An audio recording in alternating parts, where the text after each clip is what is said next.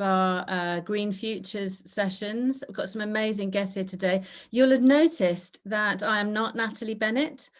My name's Zoe Nicholson. I'm leader of a Green Group in Lewes District in England, where I'm also currently deputy leader, and I've been leader of Lewes District Council, where we power share with other parties running the district council.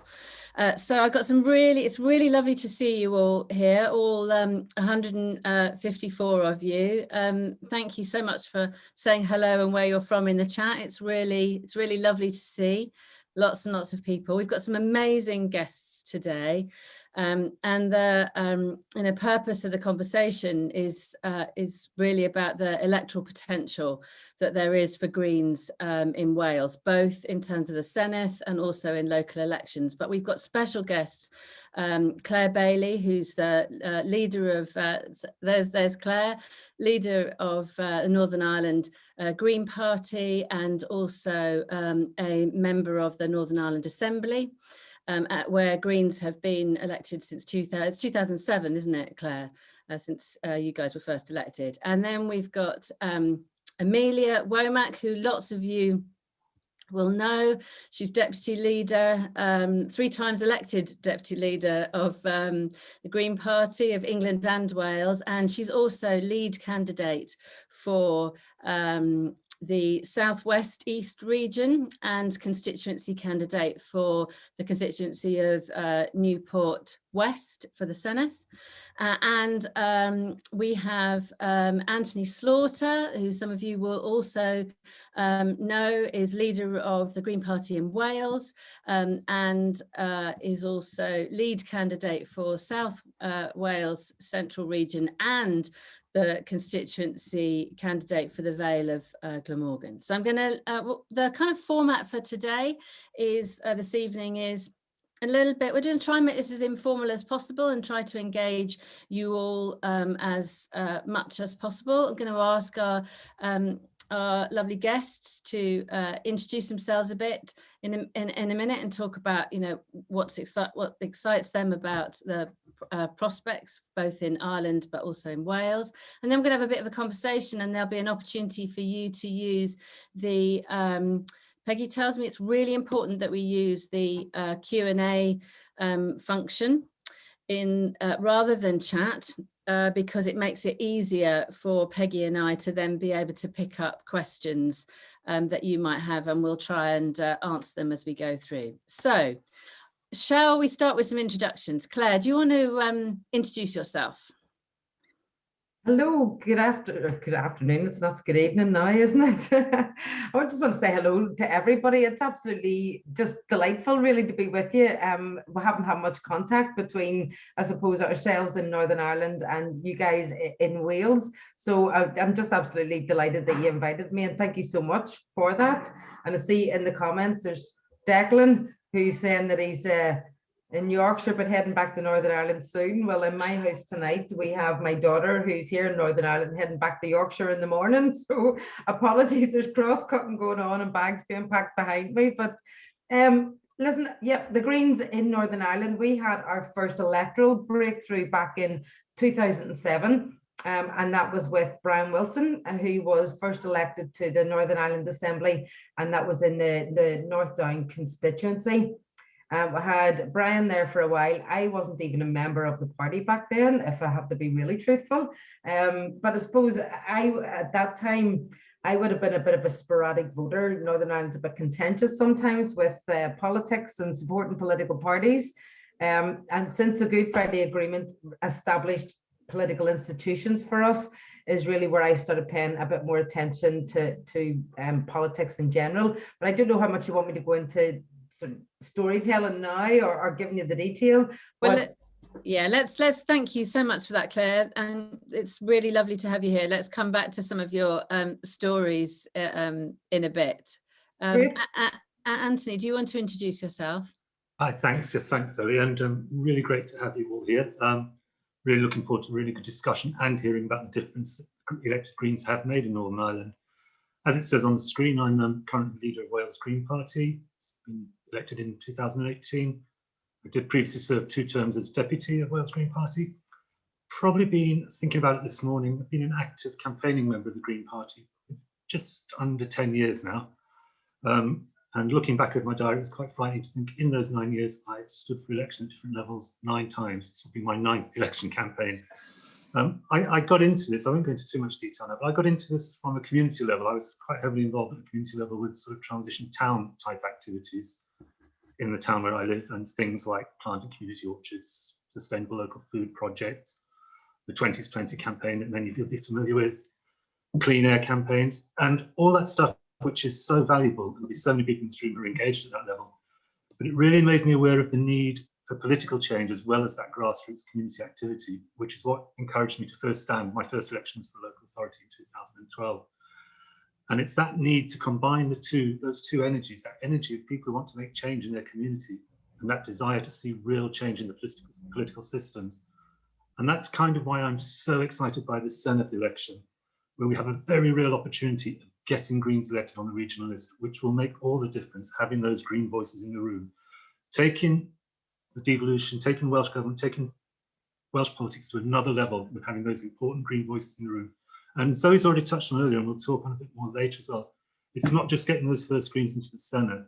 This is the start of our campaign to get Greens elected in councils across Wales next year in 2022, when we have council elections across Wales. We want councillors across Wales emulating the brilliant work of Emily Durrant, our councillor in Powys, who's been a councillor for 4 years now, a lone councillor, and she has shown the difference that one elected Green makes in the room. And that is what we're going to get across in this campaign. Get those Greens elected to the Senedd and get those councillors across Wales. And I'm so glad to see so many of you here coming to talk about this, and looking forward to this conversation. Well, thank you, Anthony. That's really inspiring thoughts. Looking forward to hearing more about that in a bit more detail. So, Amelia, would you like to introduce yourself in this context? Yes, Emilia Womack. I have worked as deputy leader for all of these years and travelled across England and Wales. I've been to Northern Ireland, I've been to Scotland, and just worked with so many inspiring people, inspiring Greens, making a difference in their communities as a result of being elected. And we've seen the difference Greens make. I mean, every time you see Caroline Lucas in Parliament, you see the difference that just one person can make in changing the debate, ensuring that people have a heard in these positions of power. And we see that in councils, we see that in the Northern Ireland Assembly, in the Scottish Parliament. It's just sensational to see the power that has, the difference it makes, not just to the Green Party, but to people's everyday lives. And here in South Wales East, some of you may have been to South Wales East. It kind of covers the area of Newport and up to Merthyr Tydfil, Monmouthshire. It covers a vast area. Green members might have come to Newport for conference. And I think that one thing that people take away from that is Newport being, and a lot of this area being, a place that politics is forgotten, and the need to ensure that there's real investment in our communities. But you'll also know the area because of things like the M4 Relief Road being debated. And it's essential that Greens are there putting forward the voice of why we need to protect our ecosystems as well as our communities. So such an exciting time for us. We have a proportional election system. And so there's a real opportunity, a real difference to ensure that we can get that Green representation. So a really exciting time here in Wales Green Party, and looking forward to telling you more about the campaign and what we're hoping to do. Fantastic. Thank you so much, Amelia. So just for those people that arrived a little bit late, just to catch up a bit. So you'll notice that I'm not Natalie Bennett. She's speaking on the financial services bill right now in the House of Lords. But I'm your host for this evening, and we've got some amazing guests here. So Claire, who's leader of Northern Ireland Green Party and also an Assembly member. Claire, you were about to tell us some of your stories. Tell us a bit about what Greens have achieved by being members of the Assembly in Northern Ireland. Thanks a million, Zoe. So yeah, the first Green that we had elected to the Assembly then was Brian Wilson back in 2007 for North Down. And it was, nobody's seen that one coming either. So Brian just broke the mold, I suppose, with that one. And I remember at the time, because I wasn't a Green Party member, I wasn't even involved in official politics back then, or that formal political space. But I remember the media and the press and the stories around the time we had our first Green elected to the Assembly, and started paying a wee bit of attention, I suppose, back then, you know, and listening to what was going on. But for me, Brian, what he did was put policy on the table. Northern Ireland's not renowned for its policy-led politics. Rather, we are focused on identity-based politics, constitutional identity politics, this nationalist, unionist, bipolar sense of identity, and that's what's played out in our politics. But Brian was then coming forward with animal welfare, hunting bans, and all this other conversation, and I found it really energetic. I was at university at the time. You know, I know I look a wee bit older than my years, but I was back at university as a mature student, and I had young children and looking for opportunity and what would engage my kids. What was I going to try and maybe steer them into? What was their stake in the game here for their future as well? And it was during my time at Queen's that I bumped into the Greens as a valid political party operating in Northern Ireland. And if I'm really, really honest, I've probably voted for them before in the past, along with the Munster Raven Looney Party and all of the fringe parties, rather than those traditional parties that we have.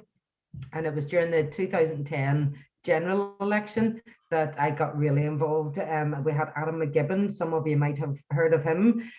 He was standing in South Belfast as our Westminster candidate, and I started to get involved in the campaign then, and we were in the same class at Queen's as well, Queen's Uni. So that's when I started paying attention. But I remember even the first time being asked to go out to canvass for Adam and just being terrified. I remember actually going out a few times and then just U-turning and coming home. That happened 3 times, you know, because the thought of going and knocking on a stranger's door and asking them just political conversations was just too much for me, you know. So it was an encroachment.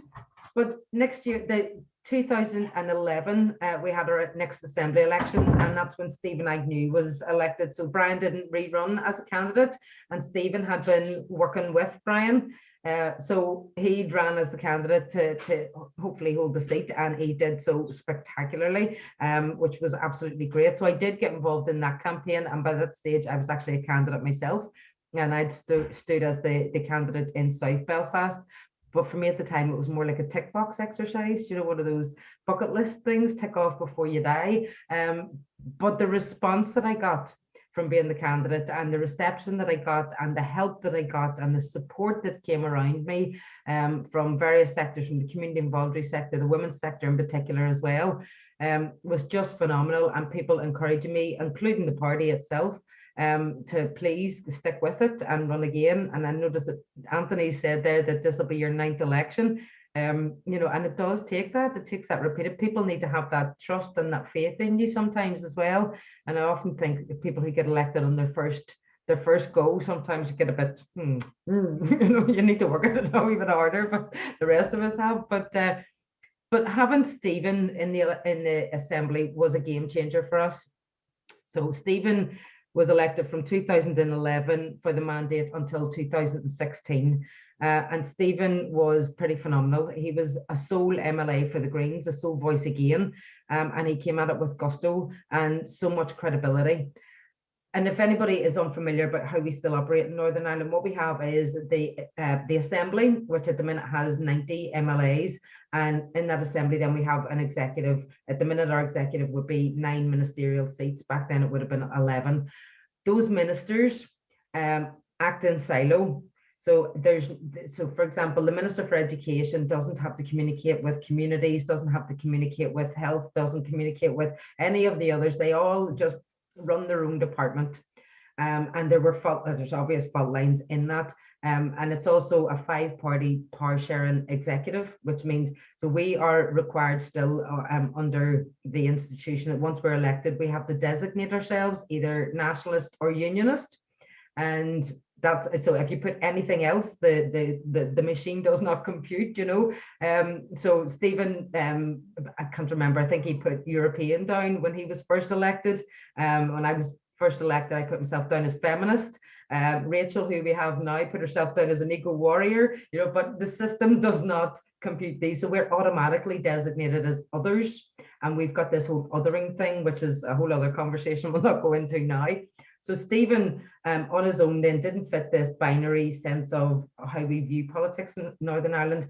So he came up with a private members bill from a sole MLA on the backbenches, and he put forward his private members bill, which was to mandate government departments to cooperate together when planning and delivering any services to children and young people. So, for example, we would have an early years strategy where education wouldn't have responsibility for children till the age of 4 or 5 when they enter the school system, but yet an early years system that have them from the ages of 0 to 6, and neither the two would work together or plan and strategize or effectively resource these policies that they have. So Stephen's bill was really to bring a mandatory duty on all government departments to work together when delivering and coming up with those social policies, and he passed it. And it was a huge feat all by himself, you know, and so he effectively changed, not just in terms of producing a piece of legislation, but effectively how our executive work, you know, and overcoming those traditional barriers that we would have. So it was a phenomenal result for him. And 2016, then I was elected along with Stephen. And so we had 2 MLAs. And then that was back in May 2016, and by January 17, just a few months later, our executive had collapsed. That had a big fallout, and we were without an executive for 3.5 years. So we've just had our executive back since January last year, January 2020, and we've had our assembly back. And in that time, Stephen has since moved on, and we have Rachel as his replacement. And both Rachel and I have our own private members bills in as well. And then just on Monday of this week, we have just introduced formally Northern Ireland's first ever climate bill. So as backbenchers, that's pretty phenomenal workloads.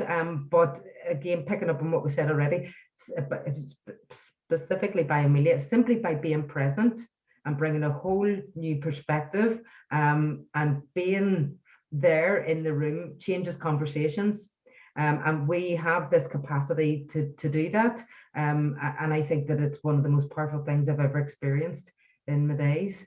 So Greens bring an awful lot to the table, and you don't have to have power in numbers, you simply have to be present. Lovely, thanks very much, Claire. It's really some great stories there. Brilliant. So Amelia, what in the context of Wales, do you want to tell us a bit about what your vision is for politics in Wales, or for the community of Wales, the place of Wales? Thanks, Zoe. If you look at what's happening in the politics of Wales at the moment, the Labour Party has been completely failing to deliver real, meaningful change. And it's really essential we see the difference that Green makes, that there is that Green scrutiny. I think we'll be talking a little bit more about the failure of the Labour Party soon, but effectively, quite often when people are talking about Labour in England, the policies that they're saying aren't what we get in Wales, whether that's not abolishing the bedroom tax or even not ending 0-hour contracts. And that Green scrutiny is so vital and important. Just one example of that would be the A-level and GCSE results fiasco. Scrutiny was so important in Scotland, where Ross Greer noticed that the algorithm was going to fail students and fail young people. It was as a result of Green scrutiny that they changed. Not only did it make it into the press and media, but students were given a much fairer result as a result of the campaigns that he brought attention to. So scrutiny changes things. Having a Green in the room makes a difference because it's a pair of eyes where we're prioritizing people and the planet over other interests. And that makes a genuine difference. As Greens, you'll know that we're working to ensure that we are tackling inequalities while ensuring that we stay below 1.5 degrees of warming, looking at things like a Green New Deal as a centre part of how we're going to work. That will mean green jobs across the whole of Wales, ensuring that there's investment in people to build up those skills and experiences. That means that here in Wales, we can have that green industrial revolution. And I think those words are really important in Wales. We're very proud, especially in South Wales, of our industrial past. We were one of the most important places in the entire world as a result of the energy of the past. And I think there's something that's quite culturally important about how we can invest in that into our futures as well, how we can ensure that we are investing in people and becoming that kind of opportunity and energy again, an industry, but thinking very, very differently about what that means in the 21st century. We want to invest in communities and community projects and really bring power down to the grass, as close to communities as possible. Not that you'd expect anything else less from Greens, but I know it's cringe-worthy to feel that so many decisions quite often get made by Etonians in townhouses in London. And we have had increased devolution here in Wales, but there's still a lot of decision-making that feels like Wales is often treated not in the same way, not with the respect it should be, and certainly not the same way as our English neighbours. And I think that just that vision and knowing that we can speak out on these issues that so often get forgotten. I'll admit, all the parties are talking about climate change in their current elections, but if they thought it was that important, then what have they been doing for the last 20 years when they've had representation in the Welsh Parliament? They shouldn't just be working on it because it's popular, they should be working on it because it's right.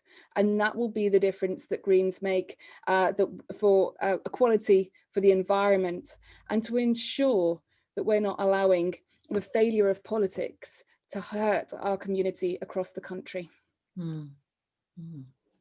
Thank you. Thanks very much, Amelia. So, Anthony, off some of Amelia's comments about the failings of the current political hegemony, should we call it, of our Labour colleagues, what are some of the things that you think Labour should be doing better, or that Greens could be really holding Labour to account over, assuming that you guys get to the Senedd this time? Well, yeah, Amelia's touched on it really well, the sort of Labour ambition. We've had 20 years of a well-meaning Labour government in Wales, and the implementation just hasn't ever matched the ambition. And we're in the hustings cycle now, we're all doing hustings again. And Labour candidates and Labour Senedd members are saying brilliant things about reducing carbon emissions, about active travel, about localised energy production, but they say it in a 5-year cycle. And ourselves and other parties have sat there saying, yes, but you've been in power for 20 years. And you see it when there's protests about the NHS in England. You see Labour members, Welsh Labour members, on the streets of our towns protesting about the way the NHS has been treated, and you have to sort of tap them on the shoulder, and you do know you're in charge, don't you? It's been very convenient for them, and the original devolution settlement wasn't very strong, and I think it suited them for a long time, so they could make lots of belligerent noises and then say, oh, but Westminster won't let us. But the settlement has moved on, but I want to come back to that in a minute. But it's about the implementation, and I think the word Amelia used is the word I've got written here on a post-it note, is scrutiny. There just isn't sufficient or proper scrutiny in the Senedd. And that's partly because, and this isn't a popular thing to say on the doorstep sometimes, it's not big enough. 60 Senedd members isn't enough. I mean, Claire said they have 90 in Northern Ireland. And you've got a situation, so you've got a position where we've got 29 Labour Senedd members. 9 of them are the executive, and another 5 are deputy ministers. And the other 14 would quite like those jobs as well. So there's no internal scrutiny going on. There's lots of reassuring and reaffirming of each other. And then another part of the problem is the opposition is divided. You've got an opposition that's almost equally, it's more in favour of the Conservatives now, but you've got Conservatives and Plaid as the 2 main opposition parties. So they're not a unified opposition, so they don't hold the Labour to account. And that's where it comes down to And Claire's illustrated it so well, getting that Green voice in the room. You know, I'd like to see every single one of our 5 list candidates in the Senedd, because they're incredible. So we've got some brilliant, really good talent standing in this election, really skilled, committed people. But yeah, we get 1, we get 2. They will hold. I mean, it's going to be a very, very hung Senedd, the next one. It's the latest polls have Labour on 22 seats. Now, they're going to struggle. They're going to be a minority government. And so 1 or 2 Green Senedd members will have a big impact. I mean, for example, at the moment, from the last election, 2016, Lib Dems only have 1 Senedd member. She's Minister for Education, and Labour would not be in government if she wasn't doing that. So there's an immense opportunity to really make that difference and be that scrutiny. And I talk to some Labour activists who get very frustrated with their party's stubbornness, because that holding out against getting Greens in, and just want to say to them, who do you want holding you to account? Who do you want questioning you? The critical Green Party who you claim to have similar aims to us, similar ambitions, or do you want abolish the Assembly, UKIP, or whatever they're called this week, just holding things up? And part of me thinks they possibly do, because then it's a lot easier to put their hands up and say, well, we would pass these things, but we can't. So it's about scrutiny. And it's also one of the things that's been depressing. When the Senedd Welsh Parliament first launched, there was a genuine feeling that it was going to be about more consensus politics. People are going to talk to each other and work things out. And it has descended into the same sort of, it's like Prime Minister's question time. It's the same, it's 3 sides calling each other names. It can't progress. And we keep Labour, and particularly now, election time, some incredible spending announcements have been made in the last 10 days. It's all very coincidental. So we need to get that balance. We need to get grown-up Greens in the room. But I would also say one thing that I think is a problem now, and have some sympathy for the Welsh Government in this, is this Westminster power grab, this post-Brexit Westminster power grab, this pushing back against devolution. This should be a historical moment, the 6th Senedd Cymru, with increased powers, the most devolved powers it's ever had. But we're seeing with the things like the Internal Markets Bill, the Shared Prosperity Fund, and the announcement yesterday of Westminster Government setting up trade hubs in the devolved nations, there's a real pushback against devolution and what the devolved administrations can do. And I think that's why we're needed in the room as well, because we would be arguing for increased devolution. We want to see justice and policing devolve. We want to see welfare devolve. Because there's another frustration. You know, so many people, like Amelia mentioned, lots of people will talk about a Green New Deal. Everyone's talking about UBI now, and it's to be welcomed. It's to be welcomed that we've shifted the conversation, that people are recognising those ideas. And we had a few months ago, because we've got a really strong grassroots campaign, UBI Lab Cymru in Wales, pushing for universal basic income. And they got the Senedd to debate it. And Labour, Plaid and Lib Dems all voted in favour of the idea of a trial of UBI in Wales. But they can't do it. So it's a symbolic gesture. They can vote for it because they can't do it without the agreement of Westminster and the DWP. So it's a strong tension in this election, is that we need to be pushing for increased devolution, and we would argue up to and including independence, because this just isn't working for Wales, and the Welsh Labour government partly have themselves to blame for it becoming, for the sort of stagnation of 20 years. 20 years is a long time to have been in power.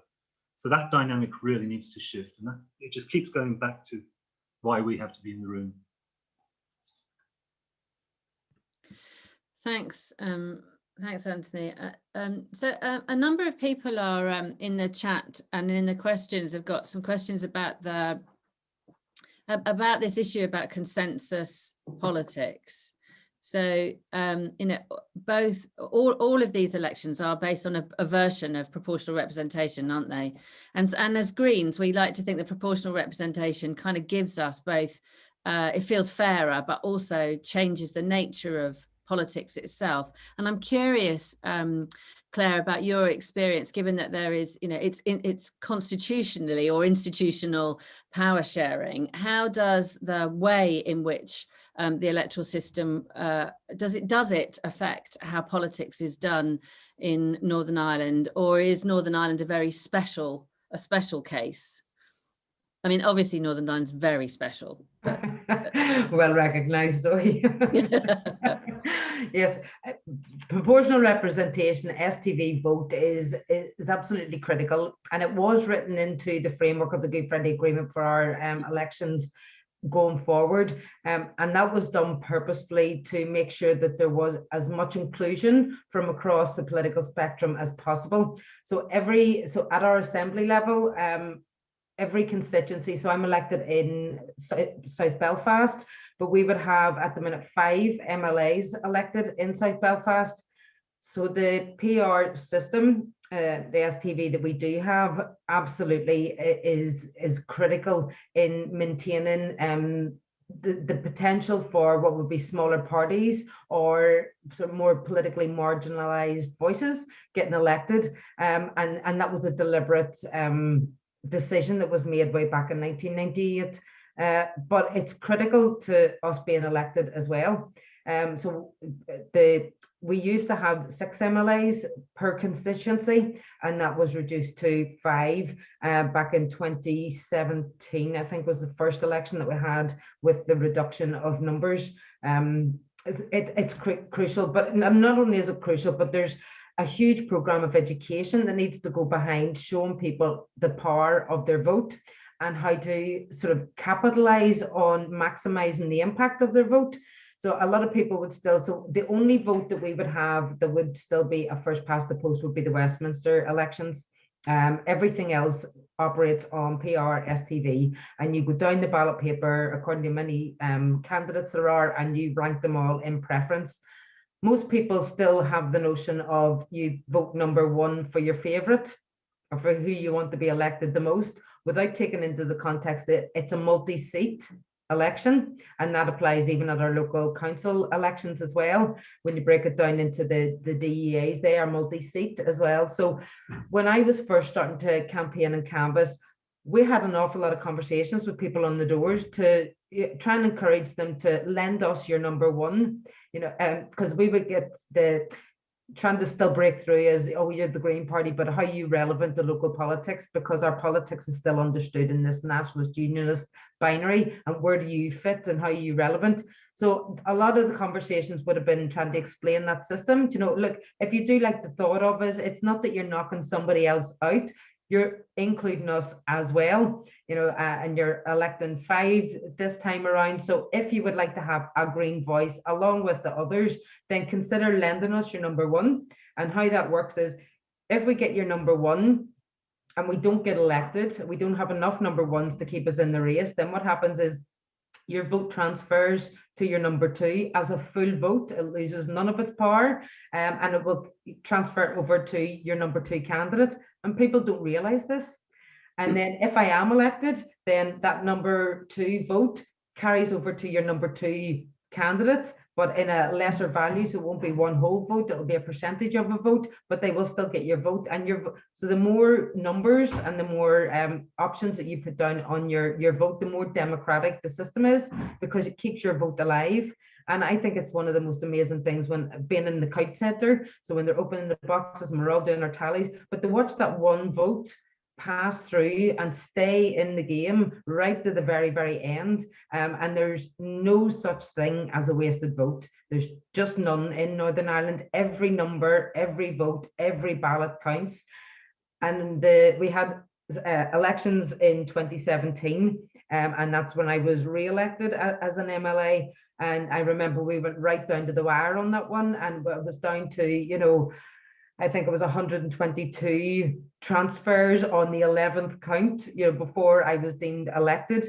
You know, so you can go really, really tight to the wire on this. And I know that even back in 2014, I think it was, John Barry getting elected, and he was on secondment in Australia for work for the 3 months of the campaign, and he missed out on being elected by 2.5 votes, you know, 2.5 transfers on the 15th count or something. I can't remember, making that up, you know, but it is that tight, it is that important. But yet we have no political education for people. They don't know the power and how to manage their vote to the maximum effect that they would want as well. But I think it's one of the most democratic systems that we have, and I would heavily advocate for it at every opportunity. Yeah, thanks, Claire. I don't know whether Amelia and Anthony have got any thoughts on this, but Harry Hayfield's asking a very particular question actually about: do you believe that STV would make the whole of the United Kingdom more united than divided if we had STV across all the nations, England, Wales, Scotland, Northern Ireland? It's an interesting thought. I don't know, Amelia, whether you've got a thought on that. I think any form of proportional representation will make us less divided, because what we see at the moment is even how the Westminster Parliament is set up. It's set up for Her Majesty's government and Her Majesty's opposition, and the people stand swords length apart. And it instantly puts politics at a point of conflict rather than a point of collaboration. And what we see with the more proportional system, in whatever form it takes, is more collaboration and working with other parties and people realizing that they have a say. I think that's really one of the biggest injustices at the moment, is people's votes go uncounted, essentially. We've seen election after election after election, whereas the Westminster Parliament does not reflect the number of votes cast. We see in 2015 that the Green Party got 1.1 million votes and 1 MP, and the SNP got 1.4 million votes and 56 MPs. And this just shows the complete imbalance. We talk about one person, one vote, and that isn't what happens at the moment, because it's just so dislodged. So beyond that, I just think that in terms of the press, the media, how we operate in so many different functions is a point of conflict. It's a statement. I think you see it in America far more, that one party comes out with a statement and so the other party comes out with a conflicting statement. Whereas what I've seen in proportional parliaments is a lot more, well, yes, and this could be the best option if we go down that route, and a lot more thinking about how you can work together to ensure that as many people are heard as possible. And there will be conflicts, inevitably. There are lots of people that are working for agendas and priorities that we simply would never agree with.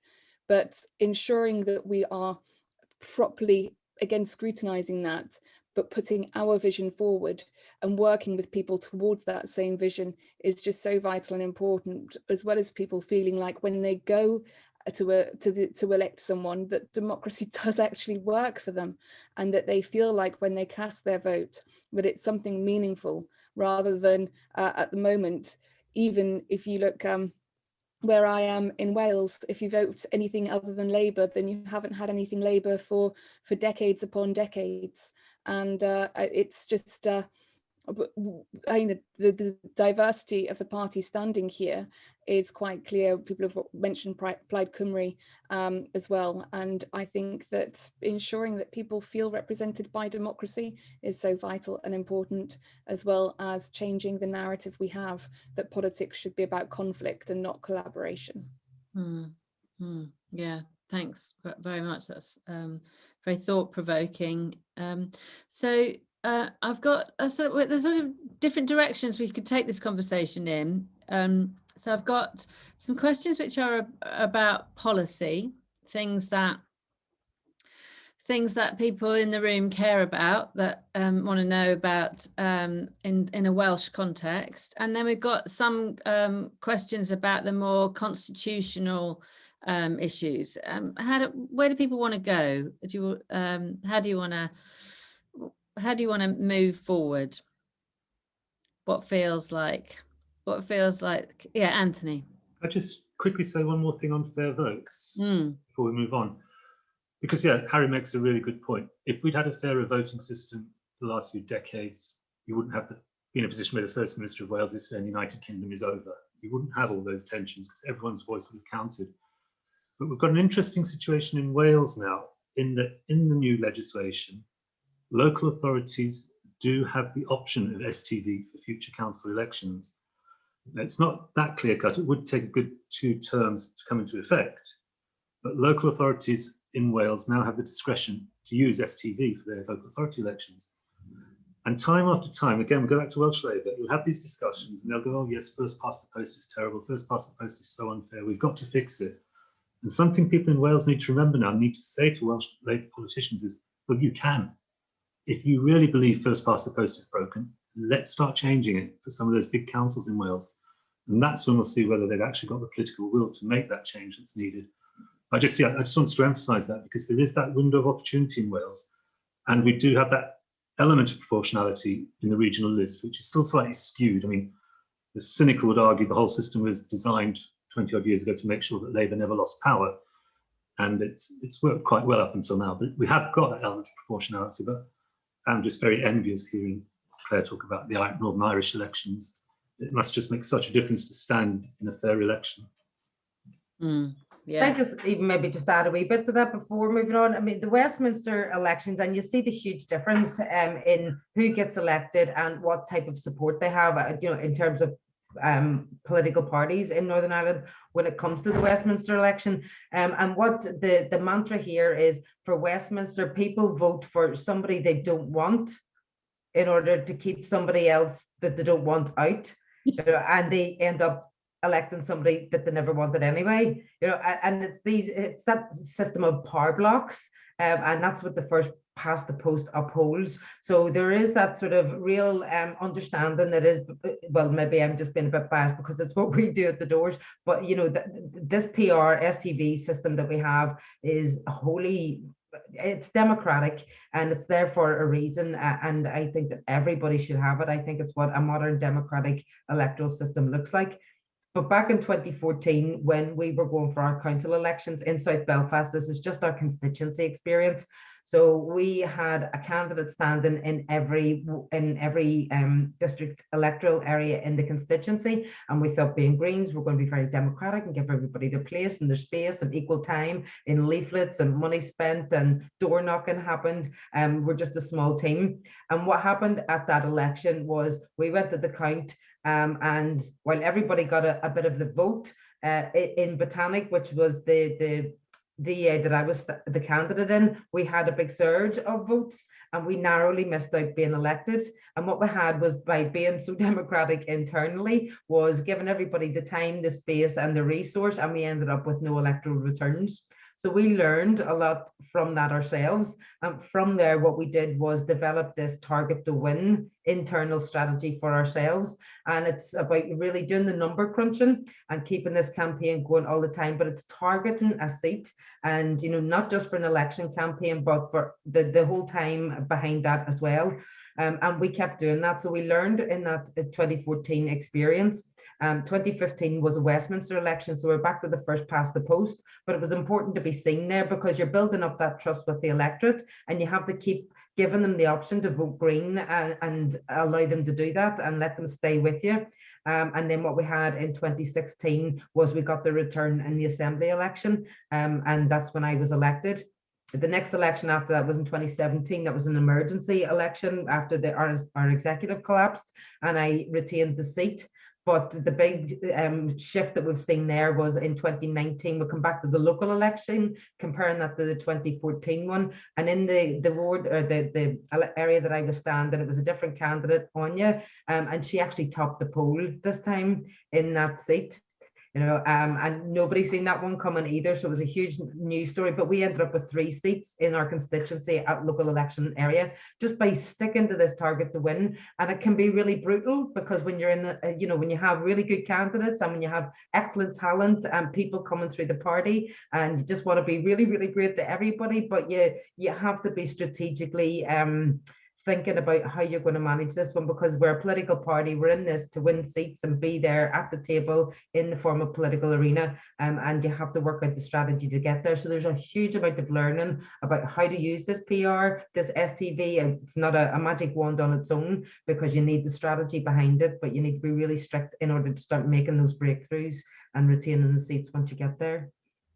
Yeah, thank you, Claire. I mean, just on that strategy point, before we move off to, because there's people asking some interesting questions about our strategy in relationship to other parties, like Plaid, for example. So, what's the? Somebody's asking. Let me see whose name it is. So just make sure I get this right. I've lost, there's so many questions in the chat that actually it's quite hard to follow, but he's asking a question about our relationship. Oh yeah, John's asking a question about our relationship to understanding our relationship with Plaid Cymru. What's the current relationships like? How do you see it playing out?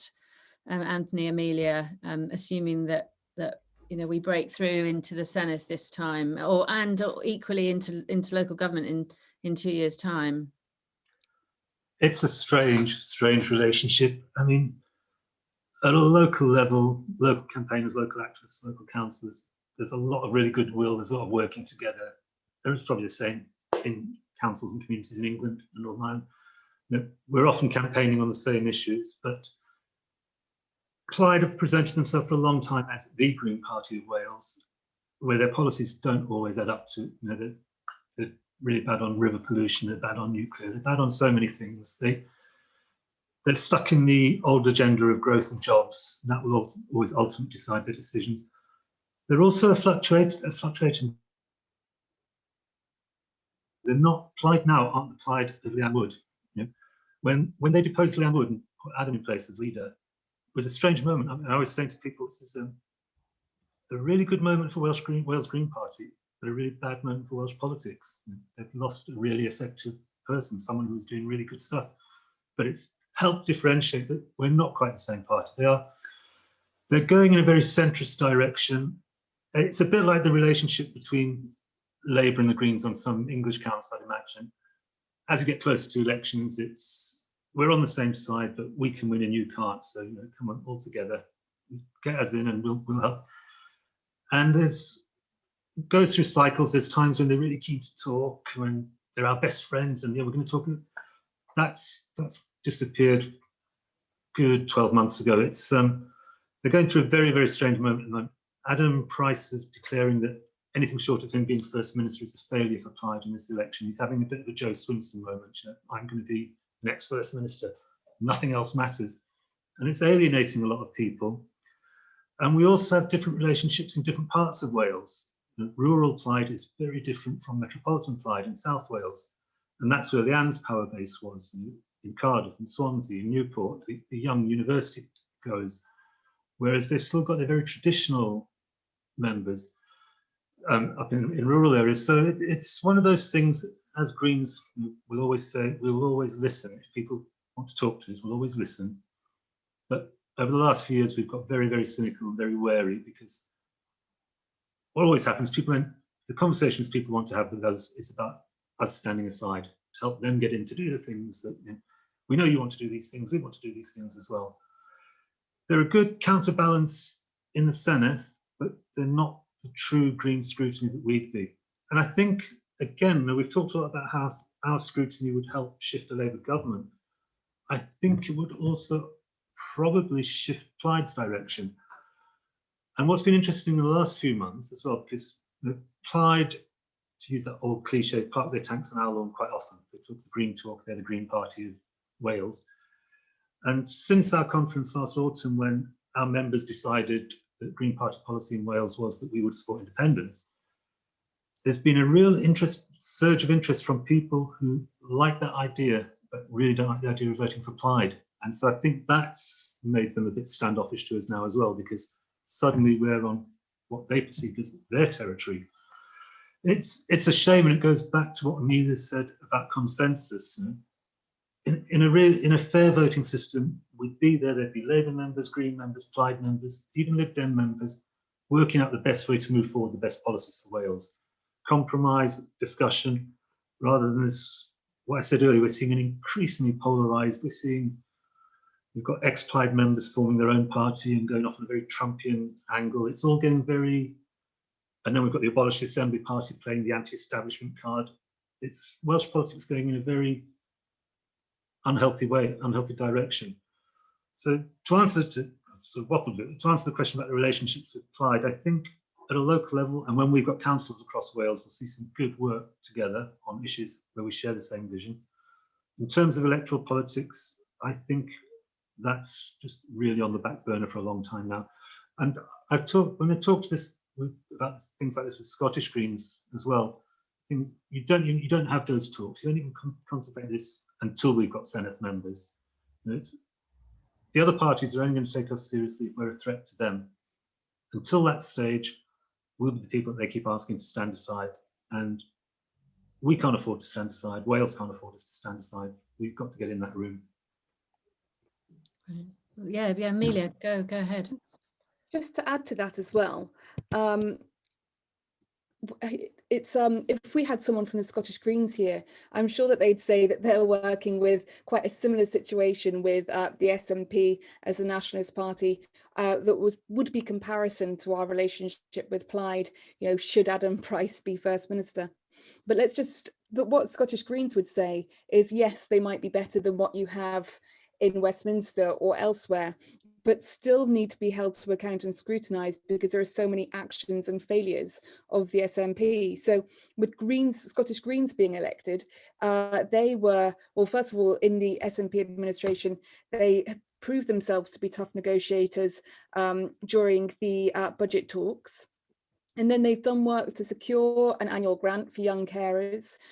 They've got free public transport for young people from next year and hundreds of millions of pounds of extra funding for local authorities that were facing cuts. And it's just, you know, it's not just because there's a party that may have similar values, they still need that scrutiny.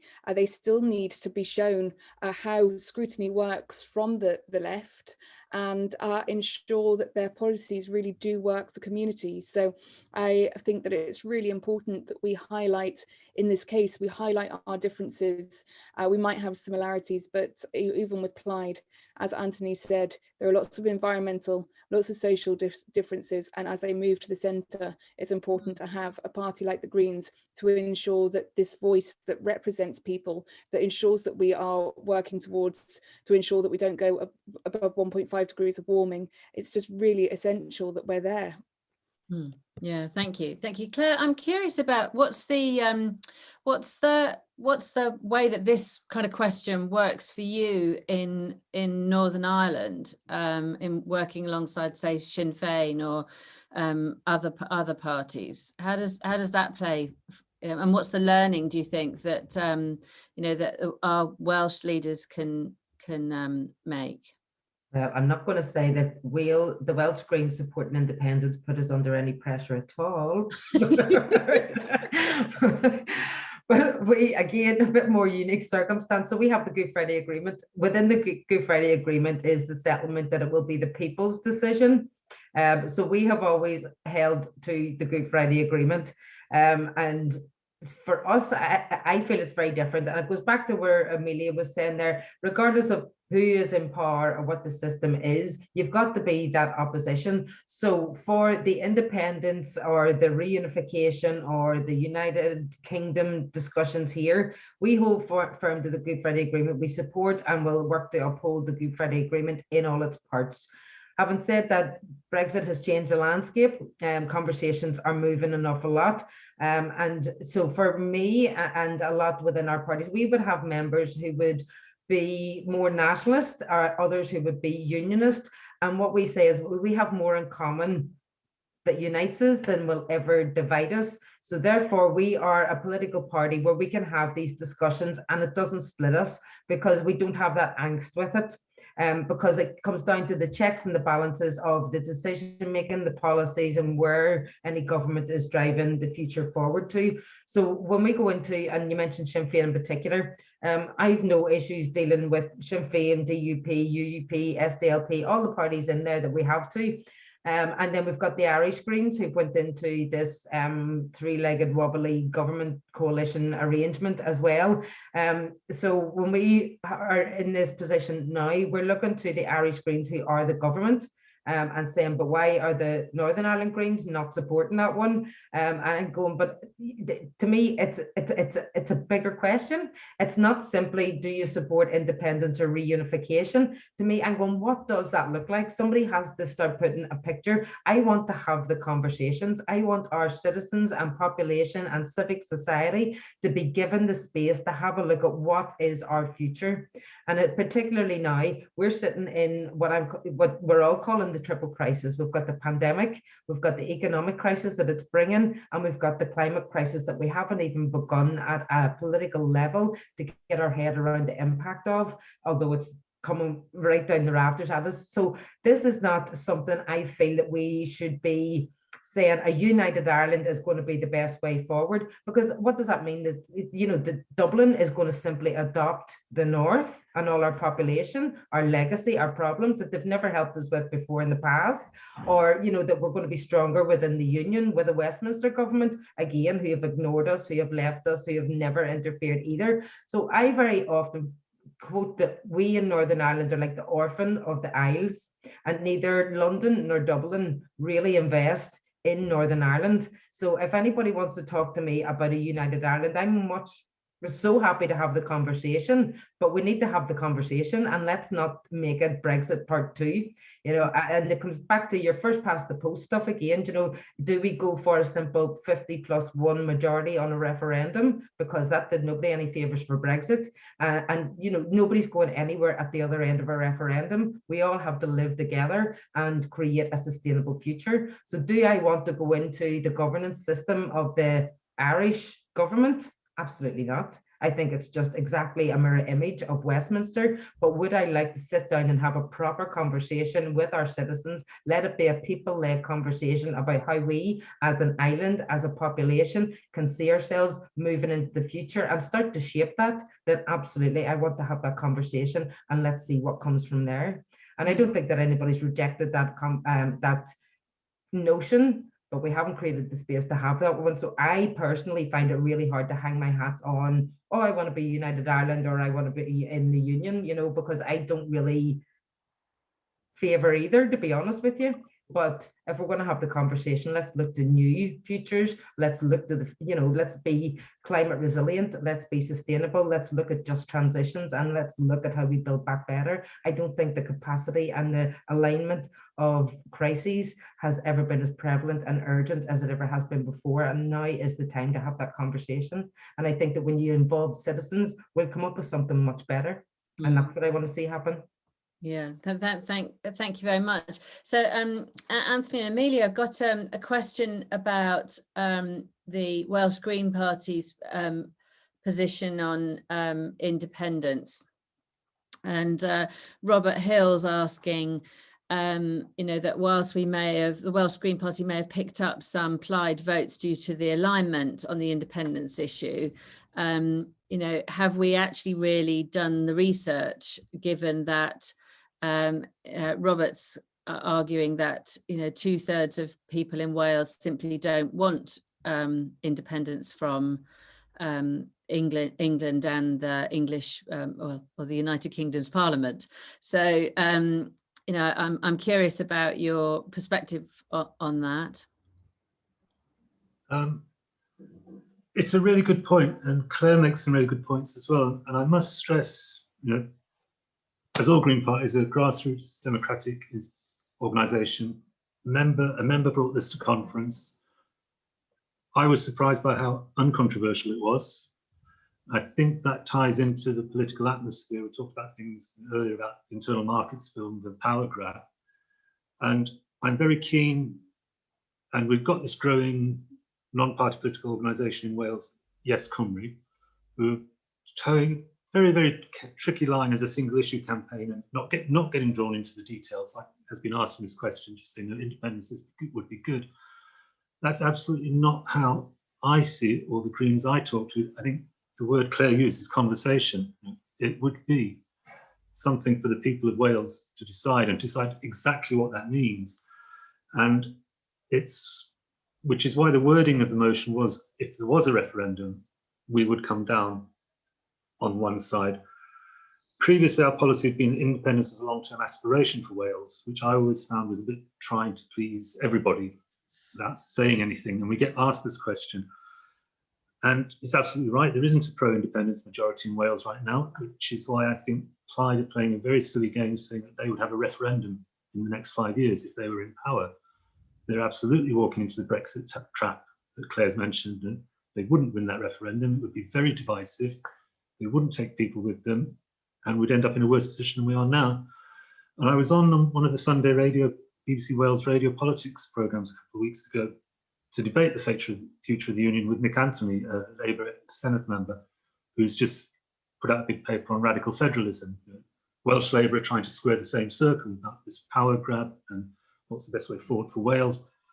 And we sat there and I talked about the potential, what a green vision of independence would mean, and there is a lot of detail to work out.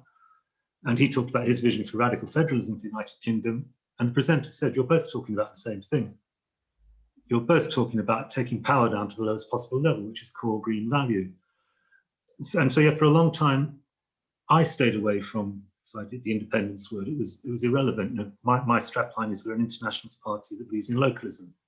We want power devolved to the localist possible level. Now, there are people in North Wales where the Cardiff government is as remote as the Westminster government and as meaningless to their lives.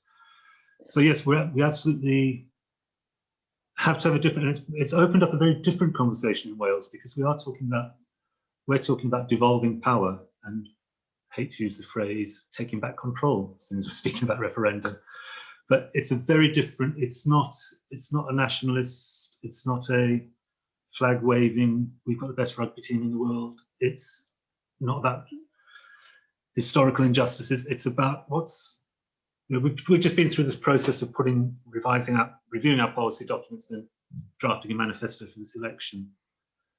And we've had this conversation with the Scottish Greens as well, because you draft a manifesto for a devolved election, and there are only certain things you can do with the levers of devolved power. So then you have this debate, well, do we only talk about what we do with those levers, or do we present our vision of a green future for Wales? And it's a tricky balance, and Patrick Harvey's advice was, you've got to present your vision, but you've got to be clear with people that the things you're talking about that aren't deliverable now, but are how Greens see the future. And when we talk about our green vision for the future of Wales, carbon zero by 2030, universal basic income, we just keep hitting that barrier that Wales can't do that. And we've got the prospect of at least another 10 years of Conservative government in Westminster. It's just, that's how it's looking at the moment. So we have to explore those options. And I agree, independence can be a loaded word, and it can be quite a simplistic word as well, especially in single issue campaigning. But what I'm hoping we'd start is a conversation about what the future of Wales looks like. And one of the things that I find really frustrating, about 4 or 5 years ago, I was attending lots of conferences about the Constitutional Convention for the United Kingdom. There were loads of interesting conversations going on about what does devolved power look like. I'm not just talking about Scotland, Northern Ireland, Wales, I'm talking about the regions in England as well. How do you fairly distribute wealth and resources across the whole of the United Kingdom? And there were some really positive discussions going on in conferences and committees coming together. And then Brexit happened. That polarising, those horrible polarised, divisive few years that have just pushed that right onto the back burner. Because yeah, it's the other interesting contradiction here, which comes up in a lot of discussions about independence that people are cynical, is you do know that Wales voted to leave the EU by a narrow margin. So it's the case I've been making in public, and it is something, this was only passed at our autumn conference. There's a lot of policy work to be done, a lot of thinking about what we mean. But for me, it is about starting that conversation and about how do we get control over the powers we need to deliver that green vision for a future Wales without igniting divisive, polarised politics and simplistic messaging. Thank you. So I'd like to go to, I've got a few questions about the relationship between, and in fact, I think Claire started to talk about this, the important relationship between local and, devolved government, assembly style politics. So I've got Eleanor, I don't know whether Amelia, you want to have a go at this, but I've got Eleanor Jinx asking about how do you respond to people who are asking, you know, what will actually change if Greens get elected locally? You know, what's the influence that we can have as Greens in our local communities, and how does that relate both to the Senedd but also you know, into into 2 years' time when you've got Welsh local government elections? So in general, when I think about people in the Green Party and the issues that we represent when we do get elected, I see lots of people who are passionately campaigning for issues and for change to happen in communities. And that might be about green spaces, it might be about housing, it might be about the NHS. People who are committing their time to winning what they need to ensure that their community is supported. And that's great. I feel like we've been part of, you know, as individuals, so many of us have been part of so many campaigns and won. But the difference when you get Greens elected is you've got someone in a position of power who's representing that position, representing that voice, listening to the community and bringing it up, meaning that you don't need to campaign in the first place on a specific issue. My big thing at the moment is, you know, I remember when I used to go on demonstrations for the NHS to say we want a better NHS, we need investment here, and we need to ensure that we are improving it, it's evolving, it's fit for the 21st century. And now we have to go on protest to stop its privatisation, to stop the cuts, to ensure that junior doctors are supported. Obviously that's in England, but the NHS in Wales has a lot of those problems too. And I think, you know, making sure that we are in a position where where the people's issues are genuinely being heard and represented is so important, because when you campaign for something, yeah, it feels incredible when you win, but what could we win if we already had that position of power, when you've got someone of influence speaking on your behalf in these chambers, whether that's a council chamber or in the Senedd, it makes a world of difference. So beyond individual policies, it's just important to have that representation, to ensure that we have that say and ensure that these issues are being represented. Thank you. Claire, I wonder if you've got some thoughts on those, to develop your things that you were saying earlier about the relationship between the two functions and how that helps support communities work together.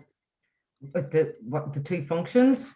So so the question was about what's the difference that we make locally as opposed to the difference that we make when we're in a devolved government in an assembly.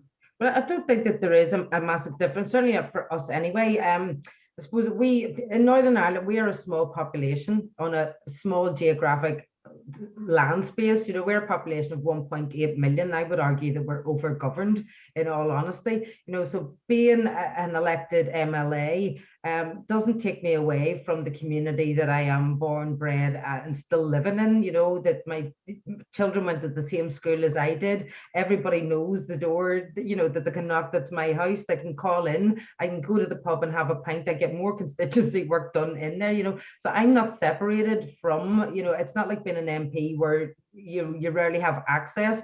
I still, you know, work, live and breathe among the community that I represent, and you know, will always do what I can. But what we do have is still a very deeply divided society in Northern Ireland, and it goes back to that nationalist unionist divide. So even in South Belfast, which I would well, it is the most mixed community in terms of demographics, in young and old, Catholic, Protestant, new communities, all communities. We're not one identity, we're not one religion. And that's why you get 5 different MLAs from 5 different parties elected in the constituency as well.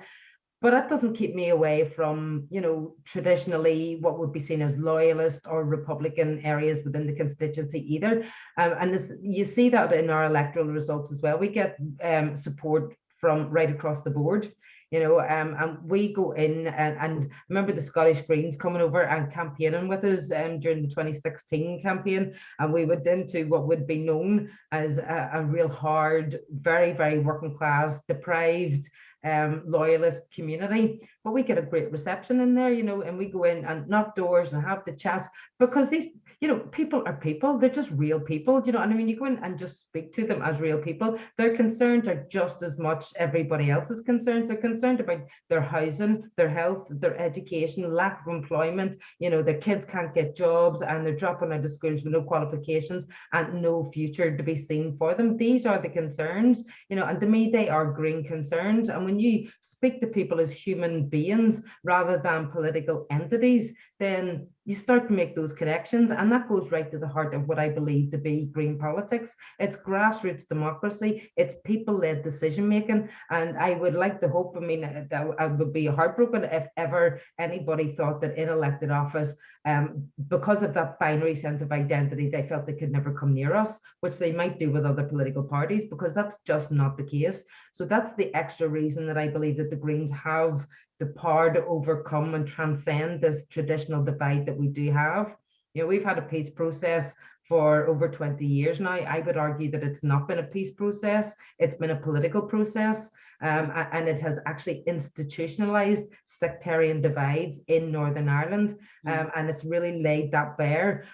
Coming from a Green perspective, we can transcend that, because we're representing people. We are showing that people, we all know anyway, it's not a great, you know, big realization for anybody. Everybody who is struggling for the same reasons, for the same lack of resource and the same marginalization from the political system. So what we haven't done since the Good Friday Agreement is invested in reconciliation. And I think that until we can start to come to terms with reconciling ourselves with who we are as a people and as friends and neighbours and communities, then we will continue to have this segregated, divided institutional system that is in a fast track to nowhere. And that's why when we go into this, you know, independence or unification debate, that you need to be very careful. And that's why I am not loathe or resident, I am absolutely not, but that's why I am so passionate that it has to be a people-led process and not a political one. Politics has had everything and delivered so little, if anything at all. And this is time where people need to come and give their views, be heard, and set the trajectory for the future, because if you don't have them on board, this is simply another political process, and I don't want that. I want a sustainable future that invests in people, reconciliation, and builds a sustainable, you know, climate resilient, and we're not getting there if we continue to uphold the divides that we have in Northern Ireland. Yeah, thanks. You're getting loads of, you know, well said and cheers, Claire, you really are. And especially in the context that somebody's commented in the chat about the polarization in Wales over Brexit, over people feeling disenfranchised. So I've also got some questions that people are asking about, you know, what will be our unique offer in Wales to those people who are feeling both disenfranchised, separated, you know, of the politics of the past that kind of Claire is talking about, that does exist in the communities in Wales, doesn't it, Amelia and Anthony? It may not be over, you know, such deep religious divide, but it does exist. So, and there are lots of questions that are about what's our policy on rivers, on the environment, on food, but can you give us a bit of a sense of, you know, what's your thoughts on how we bring people together and over what kind of issues and policies? I'd just like to, sorry, I'd just like to bring a point in that has been in the background of my mind with a lot of these questions. And I just want to kind of flag that in Wales, less than 5% of people read the Welsh media. And so people are quite disenfranchised by a lot of things because they don't see how politics works for them, because they're not being communicated with about the politics that is happening for them. And there has been quite a big disjoint, even kind of points during the EU referendum of what, you know, what Europe had done for Wales, because there'd been no communication about what Europe had done for Wales, because there was no journalists going out there, were very few journalists going out there and getting that Welsh perspective. And so I think that what's really important is that we have that stronger communication. And you know, as Green Party, we do talk about the need for media reform as a general point, but it makes a lot of these things a lot harder to work with, because you're often lots of the websites that we'll read, you'll be preaching to a bubble, the converted, people who are already involved in politics. I think that's why it will always be about the grassroots, and that's where our biggest strength is as a party, making sure that we're working in communities and working with people, and ensuring that people's voices are heard. And there are so many community issues that are bringing people together. There are kind of points, and even when we're looking at the NHS at the moment, it's bringing people together about what we can and what we can achieve with a modern and resilient NHS service that works in your communities, and working with such a broad rural area. The difference that it makes in a community means the difference between life and death sometimes, by ensuring that we're ending hospital closures and things like that. Things like rural schools being shut down, bringing communities together to ensure that we campaign, to ensure that we've got the hub of our communities kept alive for our children. There are other issues that obviously, well, actually river pollution is quite a big thing. Someone asked what our policy on that was. There's quite a few communities who are concerned about river pollution at the moment as a result of things like agriculture, and a clear agricultural policy that ensures that we're tackling things like pesticides, genuinely tackling issues around pesticides, herbicides, as well as kind of effluent from the farms is going to be vital, and sewers is vital and important, especially as, interestingly, obviously during this summer we saw more people wild swimming as a result of staying in home, staying local. But there's also things that are divisive that frustratingly has been badly communicated. The M4 Relief Road that I talked about earlier, it's been on the agenda for as long as I can remember. It's been the thing that just keeps coming back again and again. It's like a boomerang. But people don't, the way that we are able to communicate those issues and those arguments is never about the impact we would have had if we'd genuinely invested in a sustainable transport network all of those years ago that enabled people to get out of their cars and onto anything different. We haven't had the same opportunity to talk about the ecology of the Gwent Levels, which it's one of the most diverse places in the UK, and was actually created by the Romans, and has brought so much. But it's a man-made essentially, but brings so much diversity. There's endangered species there, and some of these issues, if we were able to talk about them and debate them in a way that was not just talking about being stuck in traffic for an extra half hour, or it's not even that most of the time, I mean, most journeys you're only increasing by a few minutes. In fact, I've timed it, and I can see why people get frustrated because they're stuck in traffic. But the solution isn't a relief road, because there's so many roads that have been built to solve this problem, and you know what, not a single one of them has solved it. New roads create new traffic. The only way you solve it is with a genuine sustainable transport network. But that communication, I feel like, hasn't been delivered in the way we could have done if we'd had a stronger Welsh press, like they have in Scotland, like there is in Northern Ireland, that means that we can genuinely represent the need and the future of Wales in our arguments. Interesting. Anthony, was there something you wanted to add to that? A couple of points. I think it's an absolute critical point about the lack of a Welsh political media. And yeah, the M4 Relief Road, it's in the Conservative manifesto. It's going to be their manifesto to bring it back. We're going to have to fight that battle all over again. And interestingly, I want to say something about councils, but just touching on the river pollution, this goes back to all the parties being greener than green, Clyde especially. Well, Natural Resources Wales, the arm's length government organisation, recently they're introducing, they're declaring the whole of Wales an NVZ, nitrate vulnerable zone, to tackle river pollution from agriculture. And obviously the farming community, it's been handled quite badly. We think it's the right thing to do, but it's been handled quite badly, and the farming community are up in arms. And suddenly Plaid Cymru, greener than Green Party, are against it. So it highlights, and it's that exactly what Amelia was talking about, it becomes a polarised issue. They're not grown-ups sat in the room working out, how do we stop this river pollution? How do we take the agricultural community with us? We think this, so we think that. It is incredibly damaging for Welsh politics. But I think going back to the community stuff and the grassroots level, this is why, to go forward a year, this is why next year's council elections are so important in Wales, because people need that experience of what elected Greens do for their community beyond they see, because at the moment, on the doorstep, or when we were allowed on the doorstep, and we'll all be familiar with it, oh, you're all the same, you're all just politicians.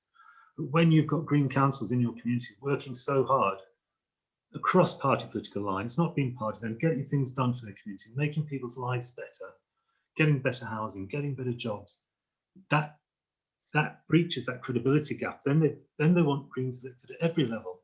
So I think it's critical, and we, as Claire's highlighted, we never lose that connection with Greens. We don't stop working in our communities, because that's one of our core values. That's what drives us. That's, as I said in my introduction, that's what got me into this. So I think we're going to get some Senedd members elected, and that is going to be the momentum to get those Green councils across Wales, so people of Wales can see that we aren't the same as other political parties, and that we do make that difference to people's lives. Lovely, thank you.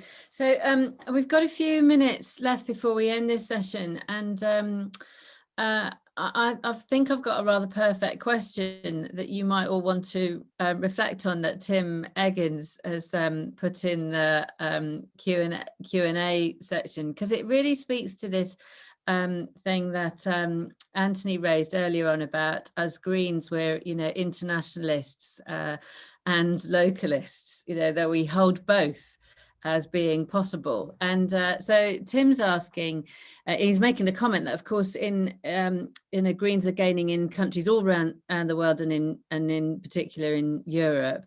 And are there particular actions that you would like to see members and supporters undertake to be able to support each other between Scotland, Northern Ireland, Wales and England, with the kind of idea that if one wins, we all win?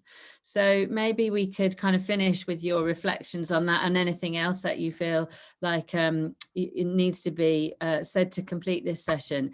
And people are commenting on how useful that they found this session. And also I want to apologize to all the people who put in a whole load of questions that we just haven't got to this time. It feels like there's lots to talk about here, that we should maybe think about a series of the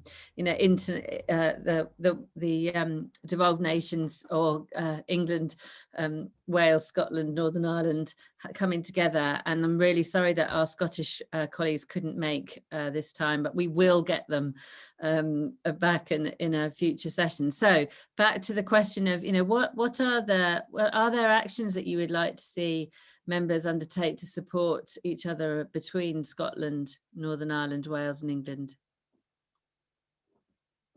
Will I jump in first for that one then? Go. Listen, it goes back to where I said at the start, I'm absolutely delighted to be here with the Welsh Greens, because you're still, in my head anyway, lumped in with the English and Welsh Greens, that you're sort of merged as one. So, I'm not, I know Amelia and I have bumped into each other and had all the crack several times over the years.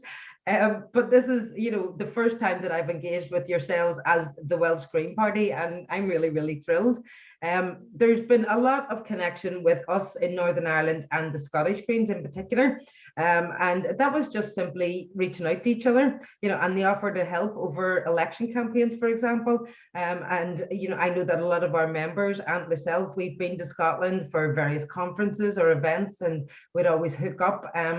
And they've returned the favor and come over just en masse and helped us, during campaigns. And it's just been amazing. They, took the weekend and they come over on the boat. We give them a house. We all had the cracking campaign over a weekend. But that built up really strong friendships between individuals, and they're going nowhere. And that just keeps getting stronger. So I would say that our relationship with the Scottish Greens is probably better than we have with the Irish Greens, because we just get each other an awful lot better as well, But we have really strong connection with the Irish Greens, and I'm hoping that this is going to be the start of us just you know, reaching out and doing. And I think this new world order that we're living in, everything's done over Zoom, makes it a wee bit more possible. You know, it's easier, I think, to connect at this level. So looking forward to returning the favour. And we've our party conference coming up in a few weeks, and I'm going to cut, well, I know you've got the election, so I'll leave you to it, but because I know how time consuming, but fingers crossed we can just allow these networks to build up, and look forward to it. Happy to help in any way I can. Thank you, Claire. Great. I don't know which, Amelia, do you want to go next?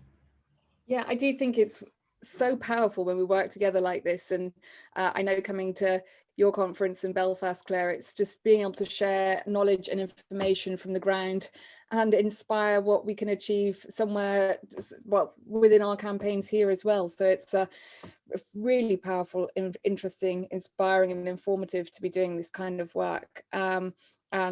But also I think that we can support each other in subtle ways. That might be retweeting, that might be sharing things on social media in general, it might be supporting campaigns in other ways, but whether that's donating or, as Claire says, being able to go over and help with those campaigns on the ground.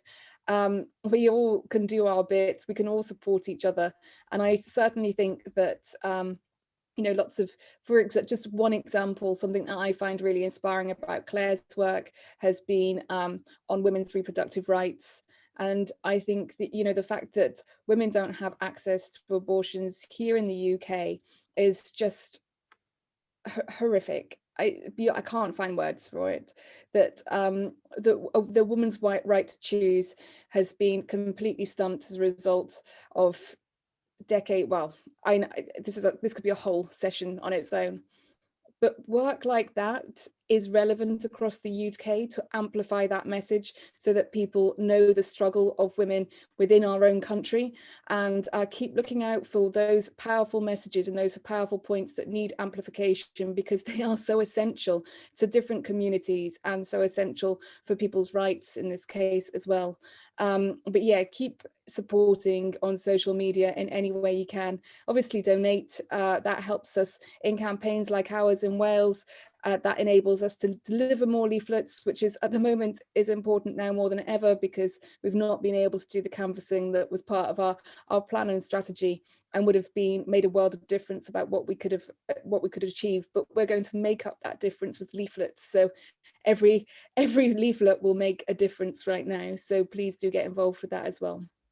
Lovely, thank you, Amelia. And last words to Anthony. Just to echo everything that's just been said by Claire and Amelia, it's more of this, definitely more of this. Look forward to the days when we can go to each other's conferences in person again. Really would enjoy that. And I'd be keen to see our members, once that sort of thing's possible. I'd love to see Welsh members going off to help in Scotland and Northern Ireland. There's so much to learn, and also the inspiration of working with parties that have crossed that line, have achieved success.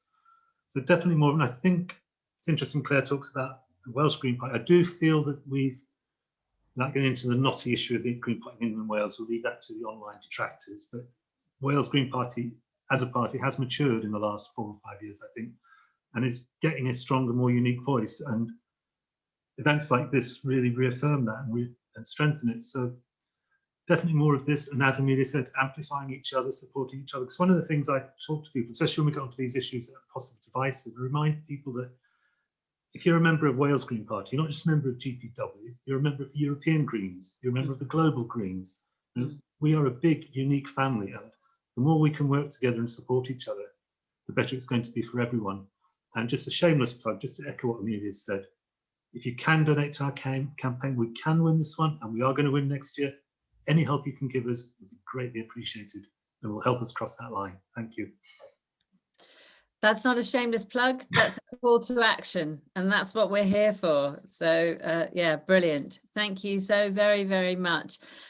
There's a few, thank you so much, Claire, for being here and for sharing your learning. Thank you, Amelia and Anthony, for spending the time with everybody here. There's loads of people are saying how enjoyable they've found this conversation. The next event that we're hosting in this kind of format is actually a screening of a film discussing UBI that's then followed by a Q&A with Jenny Jones, one of our peers, but also AC Grayling and Jonathan Williams of the UBI lab in Wales. So that's I think that's been put up in the chat, and we've also put up how you can donate, and also if you want to get involved with I'm going to do this for you. So if you want to get involved in the Welsh campaign to get these two amazing Greens elected to the Senedd, then Peggy is here, and she can collect. I could see people already saying that they were going to help. So, you know, thank you so very, very much. And good evening. Have a good, lovely rest of your evening, and hopefully we'll, good luck to all of you. Thank you so much, Claire. It's been great to see you. Thank you. Absolute pleasure. Good luck in the elections. Look forward to seeing your returns, and well done and well deserved when you get there. Thanks, Claire, and thank you for sharing as well, Zoe. It's been great to have you here too. You're welcome. Thank you very much.